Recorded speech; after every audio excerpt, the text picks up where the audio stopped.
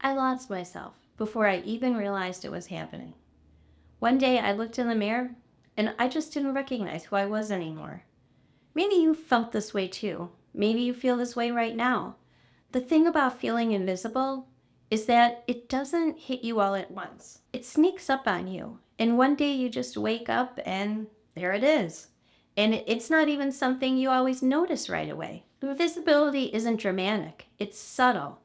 It happens little by little, in moments where you start to realize that the people around you don't really see you anymore. Maybe it's your age. Like when you're filling out those forms and you're scrolling and scrolling and scrolling to find your age group, or when you're shopping and you're standing there wondering, what department am I supposed to shop in now? It's not the juniors, but it's also not a space made for 50-year-old women. For me, a big part of that invisibility came after my kids went to college. You don't really notice it when the first one leaves because there's still life and noise in the house. But then the last one leaves and it hits you. It's just you and your husband now. The house is quiet, almost too quiet. There are no smelly gym shoes, no piles of laundry, no endless grocery runs for 2 gallons of milk.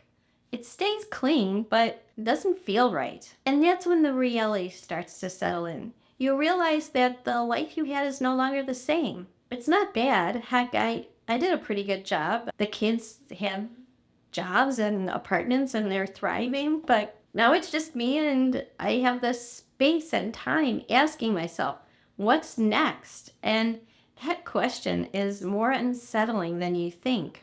And maybe you felt the same. For years, our schedules were jam packed with activities, homework, sporting events, school pickups, volunteering, cooking dinner. Every minute of every day was always filled, and that's just what moms do. There wasn't any downtime. But when the kids leave, suddenly there's all this time on your hands. And it's like, what do I do now? Should I go work out, get a new job, start a business, take a class? Or maybe I should just walk the darn dog and start dinner. Maybe we'll even eat out since it's just the two of us now. It's aimless. Like you have so many choices, but none of them feel right. And those friendships we built through the kids, they changed too.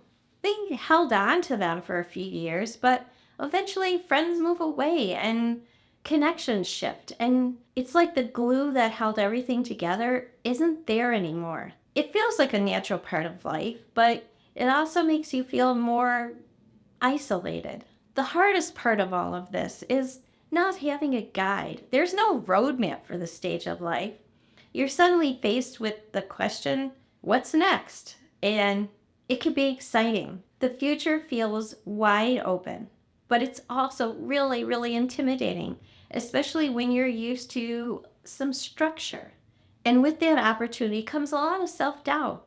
Am I supposed to have this figured out? Do I have a plan? I'm lucky because my husband and I actually like each other and enjoy spending time together. But even then, you realize that it's important to have your own things too. And figuring out what those things are, that's the hard part. The quiet got to be too much, so we got a dog because maybe he would fill a little space, and pets are really a good thing. But instead of diving into the hobbies and things I used to enjoy, I held back, and maybe you feel the same way. I felt self-indulgent. I didn't want to face the fact that I had this time and space for myself now. But here's what I came to realize.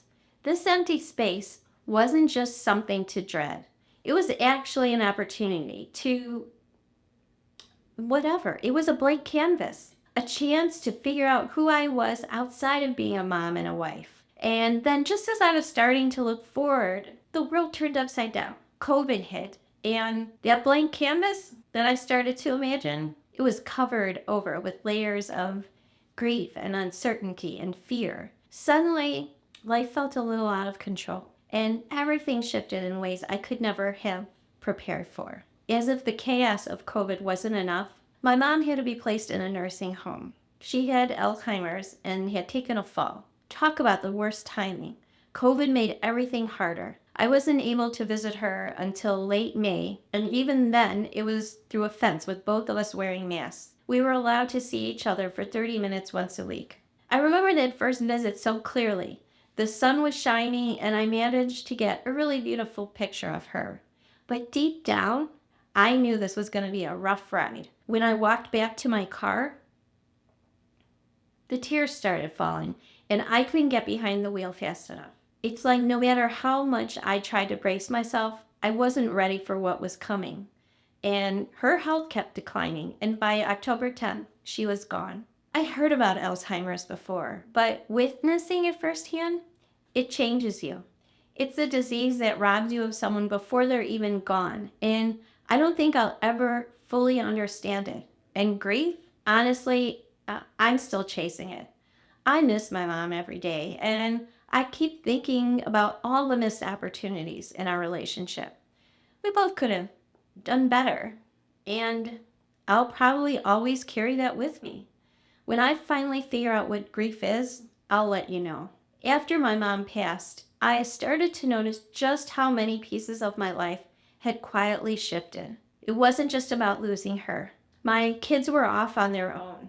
Friendships had changed. And the role I played for so long as a mother, a daughter, even a friend felt different. My body was changing too, thanks to menopause, and with each passing year, I was coming to grips with the reality of getting older. And all those little shifts, one after another, made me feel like I was slowly fading into the background, like I was becoming invisible, not only to others, but even to myself. It starts with something small. You gain a pound or two. No big deal, right?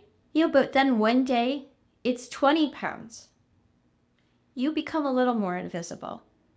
The clothes you left don't fit anymore. And so you switch to the baggy clothes, the kind that don't hug, don't draw attention. You become a little more invisible. You get tired of fussing with your hair. It feels like too much effort to put on makeup. And you become a little more invisible. It gets easier to just stay in. The idea of dressing up and making small talk and putting on a smile feels exhausting. And so you say no, and you become a little more invisible. The hobbies, the crafts, the little things that used to bring you joy, they start to feel pointless. You put them down. You become a little more invisible. Your friends, they try to reach out. They ask you to come out, to meet up, to go for coffee. But eventually they stop calling, and suddenly the world has moved on without you, and you've become invisible. Over time, I realized it was up to me to make myself feel seen again. And that's when I decided to focus on the one constant in my life, menopause chit chat. I'd started this online community for women in menopause over 15 years ago. It had been there for so many women, and it had been there for me too. But like everything else, I had slowly lost my passion for it. It was time to rebuild and to make it stronger and to give it a facelift. That's where empart began. I also decided to write a book, and I had to force myself to do this. So I leaned on the wisdom of all the incredible women who had shared their stories over the years. I realized that I wasn't alone in my struggle, and that maybe by sharing our stories, I could help other women feel less alone too. Then I started interviewing other women in midlife who were finding ways to handle the messy parts of life. I discovered that women are doing incredible things, even when they feel invisible. And those interviews became the basis of my YouTube channel. Hearing these stories, I realized something important: the power of choices. Each woman I spoke with had her own way of reclaiming herself, and it came down to little actions, simple shifts that helped them feel more present, more seen. And inspired by their stories, I began making some changes of my own. Invisibility happens. Life is hard sometimes, and things can come at us all at once. I get it. And I don't have all the answers, but here's what I know. I know how I like to feel, and I know how I don't. And I know that we as women are doing some incredible things, even when it feels like the world isn't fully there to support us. And that's why we have to support each other. It's not about having everything figured out. It's about embracing ourselves, taking those small steps towards self-care and reclaiming invisibility in ways that matter to us. For me, That means setting goals, writing them down, and taking small steps each day to get closer to them. I'm learning that the biggest act of self love is to live for myself and not for anyone else. But let me be real, it's not easy. I still miss my mom every day. I still struggle with my weight and sometimes my health. And some days, putting myself out there makes me want to throw up. But staying invisible terrifies me so much more. If you're watching this and you feel like you're disappearing, if you're starting to feel invisible, I want you to know that you're not alone. It happens slowly until one day you look up and you don't recognize yourself.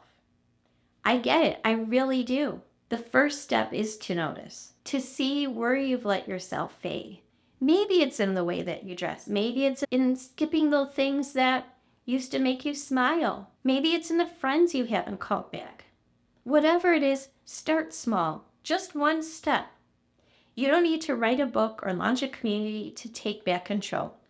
Maybe it's just picking up that old hobby you loved, or putting on your favorite lipstick, or saying yes to that friend who's been asking you out. Maybe whatever it is, start by letting yourself be seen, even just a little. I'm still on this journey, and there are days I still feel like I want to disappear. But then I think about everything I still want to do and everything I still want to give. And I remind myself that there's no finish line. We're all figuring it out, one day at a time. So if you're ready to take back control, even just a little, I'm right here with you. Let's take one small step together. Let's choose to be seen again, not just for the world, but for ourselves.